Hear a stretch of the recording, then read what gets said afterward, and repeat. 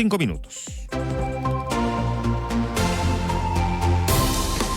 Bien brutal lo que ocurrió con el actor Osvaldo Silva, que sufre esta encerrona y que recibe 2 puñaladas.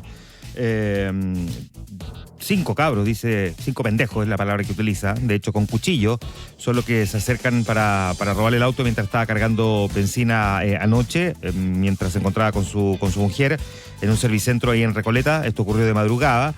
Habían llegado ahí para cargar combustible y cuando iban a pagar, así le acercan estos delincuentes para robarles el auto en un vehículo marca Honda. Él se resistió y ahí se produjo un forcejeo y es apuñalado en 2 oportunidades en su extremidad, en un brazo y en una pierna. Lesiones que no son graves, pero la verdad es que, por cierto, que genera un cierto impacto. Tuvimos una cantidad de episodios de delincuencia bien brutales durante el fin de semana en distintos lugares del país. Ya vamos a hablar un poquitito de cuánto eso, por supuesto, afecta y permea la valoración que hace la ciudadanía al gobierno que se va, ¿no? En un poco más de un mes, porque inevitablemente, ¿no? El gobierno de turno, el que esté de derecha o de izquierda, por supuesto queda permeado, ¿no? Por la situación país, económica, política, social, delincuencial, y esto por supuesto que también golpea de alguna forma al gobierno del presidente Gabriel Boric. Lo mismo, a pesar de que uno podría pensar que directamente no tiene un grado de responsabilidad, tiendo a pensar que sí, y para que no se malentienda, no digo este gobierno, todos tienen un grado de responsabilidad, de alguna manera, aunque sea tangencialmente, cuando se produce lo que ocurrió el fin de semana con las lluvias. Porque uno esperaría que después de lo que vivimos en los últimos 2 años, ni siquiera me voy a ir mucho más para atrás, especialmente en la comuna de Maipú, con 2 inviernos de lluvias que provocaron inundaciones, particularmente el 2024, que fue bien brutal, con el canal Santa Marta desbordándose. Uno imaginaría que se toman las determinaciones para poder resolver esta dificultad. El alcalde Tomás Bodanovich ha pedido ayuda en todos los tonos posibles y simplemente pareciera o no haber sido lo suficientemente escuchado o la ayuda insuficiente, porque allí se requiere un trabajo mayor para poder ampliar, tal cual como lo dijo por lo demás el futuro ministro de Vivienda, Iván Poduje, una, digamos, revisión de cómo funcionan los colectores en la zona para evitar que se produzca un desborde de aguas cuando cae una lluvia un poco más intensa, como fue el caso del día sábado, que provocó una situación brutal. Estamos hablando de más de 645 viviendas dañadas. Hay una cantidad bien impactante de esas casas en la comuna de Maipú, son casi 600. Hay algunas en Padre Hurtado, otras en la comuna de Las Condes. La verdad es que si uno mira el catastro, solamente en la comuna de Maipú la situación es como, digamos, una afectación brutal. El daño es total, se pierden los enseres, hay muchas cosas que no se pueden volver a utilizar. Claro, no es una casa quemada que pierde sus cimientos completos, pero de todas formas son viviendas que quedan inutilizadas durante un buen tiempo hasta que se puedan recuperar. Y aquí hay que mirar cuáles son las causas de la emergencia. Acá está la responsabilidad política. ¿La tiene el alcalde? Sí, la tiene, pero es evidente que esto supera largamente al alcalde. Aquí se requiere un trabajo mayor y habrá que mirar la letra chica para saber si la responsabilidad primaria la tiene el Ministerio de Obras Públicas, le corresponde a la gobernación, a la delegación metropolitana. Es muy probable que cuando la responsabilidad es compartida, al final como que la responsabilidad no es de nadie. No se trata de buscar responsables simplemente por buscar responsables y sacar un titular, porque aquí lo que importa, lo único que importa, y yo me imagino que para cualquiera que vea las imágenes, ni hablar de si alguna vez le tocó, como ocurría muy frecuentemente en la década de los 70 y los 80, los desbordes de algunos canales como San Carlos o el Mapocho, que se les inundaran las casas en el sector oriente, era muy común. Allí donde hoy está Escribá de Balaguer, era particularmente común las lluvias en invierno, allí en el sector de Locurro, que muchas viviendas se inundaran. Que cuando uno ve esas imágenes, no le impacte, que a uno le resulte indiferente. Esto es simplemente el cómo se corrige el problema. No se trata de buscar una responsabilidad política para anotarse un punto, porque no se gana mucho, la verdad, porque hoy día la oposición podría salir a pegarle al actual gobierno, decir, tuvieron 4 años, han tenido todos los ejemplos, esto ya ha pasado en varias oportunidades, ¿cómo es posible que no hayan tomado mayores medidas? Sí, sirve la frase. Pero le va a tocar después al siguiente gobierno. Y va a saltar el actual oficialismo, que se va a convertir en oposición, a cuestionar de vuelta al sector político contrario. Aquí hay que ver qué es lo que se puede hacer y tratar de enfrentar el problema de una manera más estructural y mirar en qué otras zonas donde hoy no llovió pero puede llover y provocar exactamente el mismo problema. Distinto del caso, por supuesto, de lo que pasó en el camino a Farellones, ¿no? También uno podría preguntarse si se han tomado todas las providencias para evitar que se produzcan derrumbes como los que finalmente allí ocurrieron, que bloquearon la carretera, que dañaron algunos vehículos y que dejaron a un grupo de personas incomunicadas durante varias horas, ¿no? Eso uno podría considerar que es parte del entramado del lugar en el que se encuentra emplazado ese camino. Pero lo del Canal Santa Marta es sistemático. Yo sé que hay una responsabilidad social por parte de las personas que también sistemáticamente están botando escombros, lo utilizan como un vertedero y por lo tanto esto es lo que produce finalmente que se genere una acumulación muy rápida de agua con todas las dificultades y las externalidades negativas que aquello tiene, pero la pregunta es qué se está haciendo para poder fiscalizar y evitar que una situación como esa ocurra. El gobierno está llenando la ficha para poder entregar el bono de emergencia, el bono familiar de emergencia, la ficha FIBE. Es clave para poder ir en ayuda de las personas que lo requieren. El mismo alcalde lo estaba solicitando con premura, porque son barrios completos, decía él, que lo perdieron todo.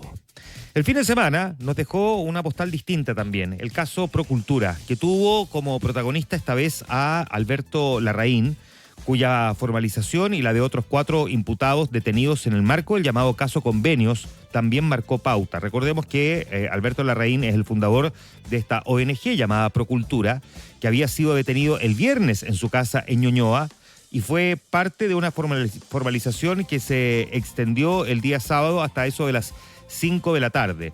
La suspensión de la cita, que tuvo lugar en algún momento, que después continuó el día domingo, llevó a que, sin embargo, el tribunal de todas formas resolviera que Larraín se manteniera recluido en el anexo Capitán Llaver. Se dispuso que la representante legal de Procultura, que la exdirectora de estudios de la misma ONG, que la ex jefa de la División de Desarrollo Social de la Gobernación Regional Metropolitana cumplieran una medida equivalente en el Centro Penitenciario Femenino de San Miguel. En el caso, además de una de estas personas, la exdirectora de estudios de Procultura, María Teresa Abusleme, se produjo una situación adicional. Su abogado defensor renunció en plena audiencia, sin quedar muy claro el por qué finalmente presentó la renuncia. El rol que cumplía Mario Valenzuela tuvo que ser asumido por la Defensoría Penal Pública. Él al menos explicó, esto lo publicó el diario La Tercera, si no me equivoco, lo leí en el diario La Tercera, que él explicó en el Centro de Justicia que la decisión había sido tomada por discrepancias con la familia y con ella, pero no se conocen mayores antecedentes respecto de un caso que inevitablemente, digamos, tiene este componente de adicional de una cierta gravedad y que salpica de forma oblicua, no directa, a figuras políticas o quienes tenían una cercana relación con Alberto Larraín. En algún momento el gobernador de la región metropolitana, que se declaraba abiertamente un amigo de él y que además por de pronto también hizo tratos con su ONG. Recordemos que esta ONG está cuestionada, entre otras cosas, por haber recibido cerca de 1.600 millones de pesos para un programa de prevención del suicidio, dineros que habrían sido desviados, y eso es lo que se pretende determinar en esta investigación que está avanzando. La palabra cultura y controversia quedó asociada también a otro tema en estos días, porque vimos al actual diputado y futuro ministro de las Culturas, Francisco Undurraga, anunciar a través de su cuenta en X que una vez que llegue al gobierno va a suspender el pase cultural. Dijo que a partir del 11 de marzo se suspenderá este pase y desde ya le pido a la Contraloría que inicie de oficio la auditoría que se requiera. Basta de abusos. ¿Por qué este anuncio? Esto se da después de que en redes sociales se viralizaran comentarios que aseguraran haber hecho presuntos usos indebidos de este pase cultural, que es un beneficio, ¿no?, que tiene una serie de descuentos o entradas derechamente gratuitas, como compras de alcohol u otros productos ajenos a su finalidad cultural. Por ejemplo, algunos de los comentarios que empezaron la polémica. Uno que decía: yo pedí las 50 lucas el libro y después pedí el reembolso y ahí queda en tu cuenta normal. Y yo compré copete con esa plata. El pase cultural, recordemos que es un beneficio que no tiene mucho tiempo, se creó el año pasado, el 2025, y que entrega un aporte único de 50.000 pesos por persona para el acceso a bienes y actividades culturales. Durante el primer año se le otorgó a quienes cumplían 18 o 65 años. Sin embargo, este año el beneficio se focalizó únicamente en jóvenes que cumplían 18 o 19 años con residencia en Chile y que pertenezcan al 60% más vulnerable según el Registro Social de Hogares. Y el monto se deposita directamente en el llamado bolsillo electrónico que tiene la cuenta RUT de Banco Estado, que es básicamente eso, es un bolsillo electrónico, no es plata en efectivo. Uno puede ir descontando, comprando con el bolsillo electrónico de la cuenta RUT ciertos enseres. Se puede utilizar hasta por 12 meses en compras presenciales o por internet en comercios que estén asociados con fines culturales. Y entre los productos y servicios que permite comprar, hay entradas para el cine, para el teatro, danza, ir al circo, conciertos, exposiciones. Además se pueden comprar libros, revistas, discos, artesanías, cómics, bueno, una serie de cosas. Estamos hablando de 15.000 millones de pesos que se le asigna a este programa. Pero la denuncia, por supuesto, que provocó la indignación del futuro ministro de las Culturas. El presidente Gabriel Boric salió en defensa del pase cultural y el mandatario también usó su cuenta en X para decir que si hay unos pocos que hacen mal uso del pase cultural, deben ser investigados y el dinero devuelto. Pero la mayoría lo utiliza para ir al cine, al teatro, comprar música o un libro. Anunciar ante un reportaje sin más antecedentes que se va a eliminar es un perjuicio para todos quienes han accedido a la cultura gracias a esta política pública. Bien interesante el debate sobre si cuidar bien las lucas o no porque el mal comportamiento de unos pocos se pueda perjudicar o se termine perjudicando al resto que le estaba dando un uso correcto. Pero ahí está instalada la polémica, habrá que ver qué es lo que hace el ministro de Cultura cuando asuma el próximo 11 de marzo. Obviamente que esto genera ruido y un ruido que de alguna manera termina salpicando al actual gobierno. Actual gobierno que a todo esto tuvo su evaluación en la encuesta Pulso Ciudadano. Se conoció el fin de semana.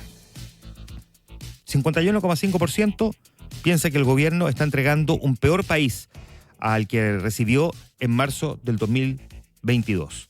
El presidente Boric termina con una aprobación de un 30,4%, una desaprobación del 58,4% según la encuesta Pulso Ciudadano. Que a todo esto, si uno le hace doble clic, básicamente la gente considera que entrega un peor país respecto de su situación económica, en materia de delincuencia, y aparece también el tema de la migración. Y se conoció ayer también la encuesta CADEM, que dice que en términos de la valoración al presidente, subió 3 puntos, o sea, 87% aprueba la gestión del presidente Boric, 56% lo desaprueba. Boric cierra el mes con un promedio de un 36% de aprobación. Pero lo interesante de la encuesta CADEM es que un 67% evalúa positivamente la última gira de Kast y un 38% cree que la reunión más importante que ha tenido hasta ahora fue con el presidente de El Salvador, Nayib Bukele, y que le sigue luego la que tuvo con Lula da Silva. Con Nayib Bukele, insisto, 38% la valora,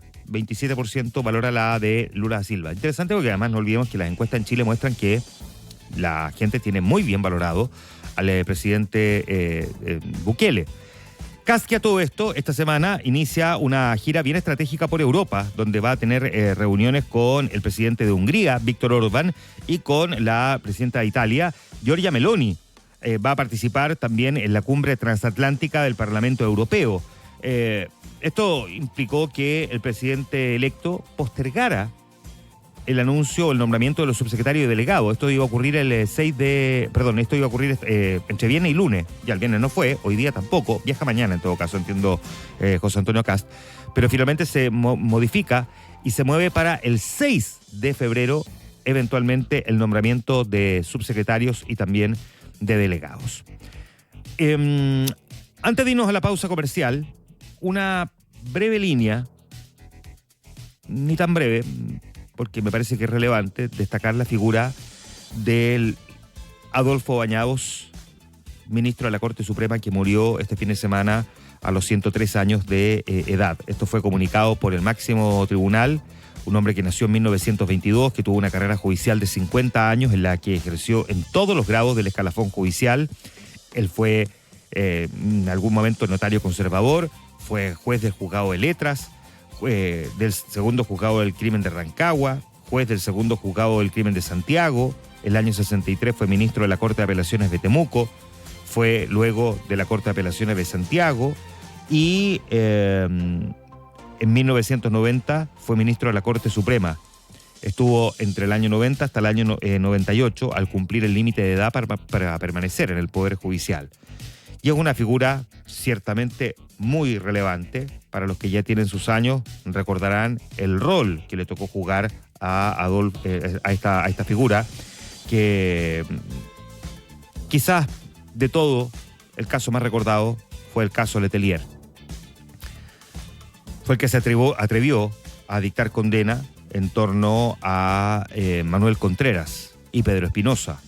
O sea, la condena a varios miembros de la cúpula de la DINA. Esto fue en el año 1993. El asesinato del ex canciller Orlando Letelier en Washington y de su secretaria Ronnie Moffitt, norteamericana, que fue de alto impacto, tuvo este primer gran episodio, que a partir de este caso, de hecho, es cuando surge la gran discusión respecto de tener una cárcel especial para uniformados. No olvidemos lo que significó Pedro Espinosa refugiándose en el Regimiento de Telecomunicaciones de Peñalolén, Manuel Contreras, que también se había refugiado en un centro militar en el sur, hasta que terminó en su fundo, el Fundo Fresia, en una de las imágenes más icónicas probablemente de comienzo de la década de los 90, cuando un grupo de policías ingresa para detenerlo, en una de las condenas también más emblemáticas, cuando se pensaba que esto era prácticamente imposible, fue posible gracias al fallo de Adolfo Bañados. Murió ayer a los